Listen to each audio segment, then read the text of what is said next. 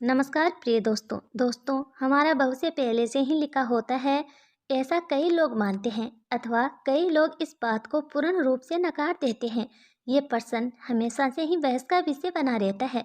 कहा जाता है कि जैसा हम इस जन्म में करते हैं वैसा परिणाम हमें अगले जन्म में मिलता है, जो कि कुछ हद तक ये बात सही भी है। आज की इस वीडियो में हम इसी विषय पर गहराई से चिंतन करेंगे और असल बात जानने की कोशिश करेंगे। आज हम कुछ पुराने ग्रंथों और शास्त्रों की सहायता से इस बात को समझने की कोशिश करेंगे कि वाकई भविष्य पहले से ही लिखा होता है या फिर हमारे कर्म है जो हमारे भविष्य की धारा को सुनिश्चित करते हैं।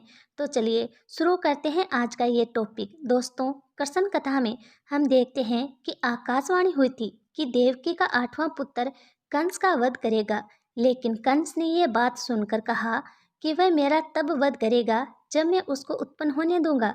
इस सोच के साथ जब भी देवकी के कोई बच्चा जन्म लेता तो कंस वहां आकर उसके जन्म से कुछ घंटों के भीतर ही मौत की नींद सुला देता था। लेकिन जब देवकी के 8वें पुत्र की बारी आई तो विधि विधान के साथ जन्म भी लिया और बाद में कंस का वध भी किया। ऐसा इसलिए हुआ क्योंकि कंस की मृत्यु की आकाशवाणी पहले ही हो चुकी थी। साथ ही कंस के जन्म से ही लिख दिया गया था कि उसकी मृत्यु कैसे होगी और किसके हाथों होगी। यही नहीं दोस्तों, इस संसार में जो भी मनुष्य जन्म लेता है उसके बारे में भविष्य पहले से ही लिख दिया जाता है। मनुष्य का जन्म कैसे होगा, कौन सी जगह होगा और उसके जीवन में कौन कौन सी परेशानियां आएगी, यह सब विधि का विधान है और इसे चाहकर भी नहीं बदला जा सकता। इसके साथ ही आपको यह बता दे कि कई ऐसे पौराणिक शास्त्र और ग्रंथ मौजूद है जिनमें कई महापुरुष के भाग्य पहले से ही लिखे होने के प्रमाण मिलते हैं। जैसे हम रामायण में देखते हैं कि ये पहले से ही तय था कि भगवान श्री राम को 14 साल का वनवास मिलेगा। अर्थात इसके पीछे का कारण भगवान श्री राम के हाथों रावण का वध होना था। इसे आप भी सोचिए कि अगर माता कैकेयी मंथरा के बहकावे में ना आती तो ना ही श्री राम को माता सीता के साथ वनवास के लिए जाना पड़ता। सोचिए, रावण का वध भी श्री राम के हाथों कैसे संभव होगा, यह सब कैसे होना था। यह सब पहले से ही लिखा जा चुका था, जिसे कि ये सभी के सुमेल से संभव हो पाया। इसी तरह हर एक प्राणी का भाग्य लिखा जा चुका है।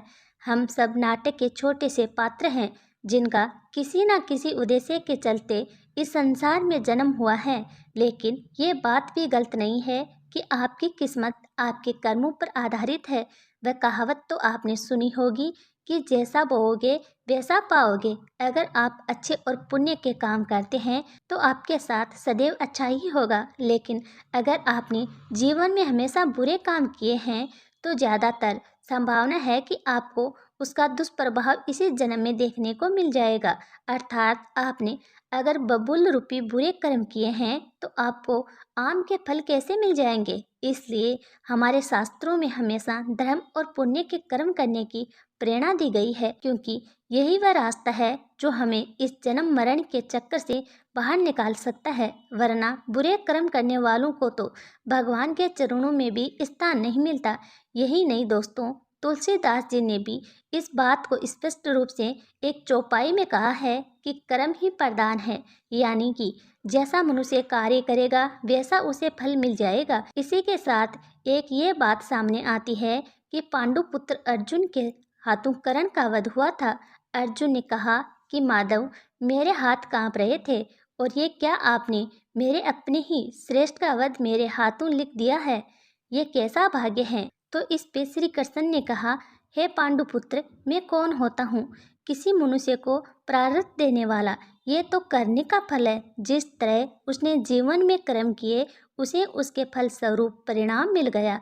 और हाँ, जीवन में किस स्तर पर फूल मिलेंगे ये कांटे ये मनुष्य खुद कर्मों के द्वारा तय करता है। श्री कृष्ण ने कहा, तुमने अधर्म के विरोध में सवर उठाया और धर्म का रास्ता चुना, जबकि कर्ण ने अधर्म का रास्ता चुना। तो ऐसे में मैं क्या कर सकता था। लेकिन फिर भी मैंने उन्हें कई विकल्प दिए, परंतु उसने हर बार दुर्योधन और उसकी मित्रता को आवश्यक समझा। भागवत गीता के किस अध्याय में हमें ये सीखने को मिलता है कि भगवान हमें कुछ अवसर जरूर देता है जिसे कि हम अपने किए गए बुरे कर्मों का पश्चाताप करके सही राह पर आ सकते हैं। अंत में यही कहना चाहूँगा कि अवश्य ही हमारा भविष्य लिखा जा चुका है, लेकिन कर्मों के आधार पर ही हमें फल मिलता है। और हम अगर अच्छे कर्म करेंगे तो जीवन को शांतिपूर्वक सुख समृद्धि प्राप्त करते हुए व्यतीत करेंगे, अन्यथा बुरे कर्म करने पर तो इसी जन्म में ही हमें उसके दुष्प्रभाव देखने को मिल जाएंगे और उसका प्रभाव निश्चित रूप से अगले जन्म पर भी पड़ेगा। उम्मीद करते हैं प्रिय दोस्तों ये जानकारी आपको पसंद आई होगी। पसंद आए तो चैनल को सब्सक्राइब करें, वीडियो को लाइक और एक प्यारा सा कमेंट ज़रूर करें। राधे राधे दोस्तों।